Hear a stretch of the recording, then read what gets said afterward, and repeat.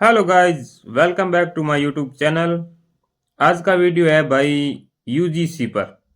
UGC पर चंद्रशेखर ने क्या बोला, आप सुने। वीडियो अच्छा लगे चैनल को सब्सक्राइब करें। एक और नया न्यू कानून आया है तो पूरा वीडियो देखे भाई, सवाल है कि यूजीसी का नियम है उसका विरोध बहुत तेजी से हो रहा है। आखिर नहीं, तक कोई देखे विरोध वीडियो नहीं हो भाई रहा है। पूरा। वही लोग जो भेदभाव करते थे उनको परेशानी हो रही कि अब वो भेदभाव नहीं कर पाएंगे। कब तक बहुजन समाज अपने पढ़े लिखे नौजवानों की बलि देता रहेगा, वो जातिवाद के की बलि चढ़ती रहेंगे? ये बहुत बड़ा सवाल है। हमने रोहित को खोया, पायल तडवी को खोया, कब तक? ये तो बहुत दिन पहले होना चाहिए था, देर से हुआ। मैं स्पष्ट रूप से कहना चाहता हूं, अगर सही किसी भी बात। दबाव में सरकार ने 1 इंच भी पैर पीछे हटाने की कोशिश की, तो हम आगे किसी रोहित वेमुला की जान ना जाए, पायल तडवी की, तो हम 85% कमजोर वर्ग के लोग, SC ST BC के लोग, हम लोग सड़कों पर उतर के इसका विरोध करेंगे। हम किसी कीमत पे अब अपने बच्चों को हायर एजुकेशन सेंटर में बढ़ने नहीं देंगे। ये बात मैं सरकार को बताना चाहता हूँ। अब इस देश में द्रोणाचार्य के द्वारा एकलव्य का अंगूठा नहीं कटेगा। ये बहुत दिन तक चलता रहा। अभी तो इतने कानून बने हुए हैं, इन्वेस्टिगेशन होती है, सब कुछ होती है। जब आपको अपराधी नहीं कर रहे तो कैसे आपके खिलाफ हो जाएगा? आप किसी पे अपमानजनक टिप्पणी मत करो। एक तरफ आप अपमानजनक टिप्पणी करोगे, ऊपर से आप ये भी सोचते हो किसी को मानसिक प्रताड़ना तो आप पे कार्रवाई ना हो। ऐसा कैसे सोच रहे हो आप लोग? ये गलत है। इसलिए जो इसका विरोध कर रहा, मैं ये कमेटी सिर्फ दलितों की कमेटी ने नहीं वो किया, उसमें सही है। तमाम लोग थे, तमाम जिम्मेदार नेता थे जिन्होंने बनाए। यूजीसी कमेटी थी, एक विस्तृत कमेटी थी, सब लोगों ने सोच समझ के कानून बनाए।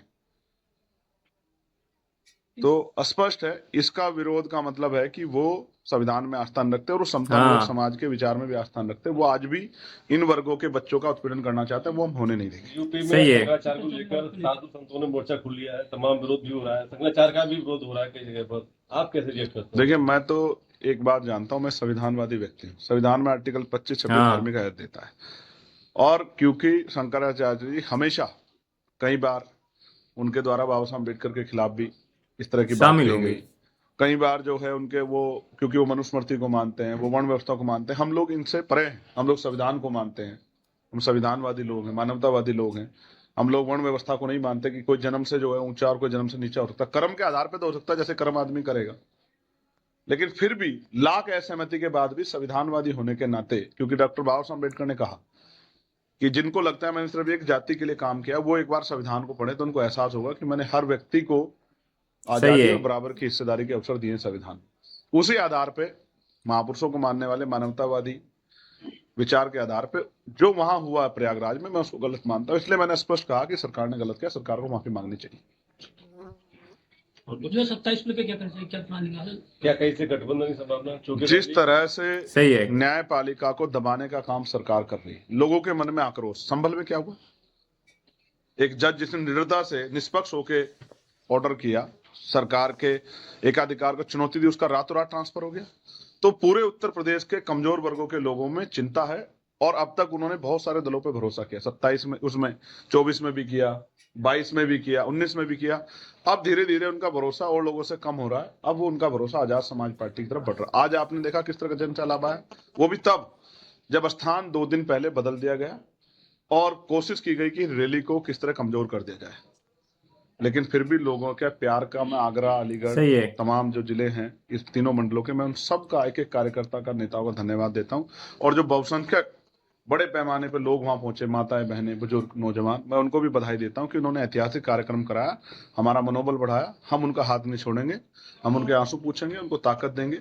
और जो हमारी पॉलिसियां हैं राजकाज के बाद, एजुकेशन पॉलिसी जिसमें गरीब जनरल। का बच्चा भी अच्छी पढ़ाई कर सके, हेल्थ पॉलिसी की सबका अच्छा इलाज हो सके, बढ़िया कानून व्यवस्था और रोजगार, पढ़े लिखे नौजवानों को रोजगार मिले, किसानों की आमदनी बढ़े सही बात है। और महंगाई पे डंडा चले और भ्रष्टाचार खत्म हो। हम उस पर काम करते रहेंगे और उम्मीद है कि जनता का आशीर्वाद इस बार आजाद समाज पार्टी के साथ रहेगा। आजाद समाज पार्टी के बढ़ते प्रभाव से सरकार इतनी घबराई है कि हो सकता है पंचायत चुनाव, क्योंकि ग्रामीण क्षेत्रों में कमजोर वर्गों का वोट ज्यादा है, तो हो सकता है कि पंचायत चुनाव विधानसभा चुनाव के बाद कराया जाए।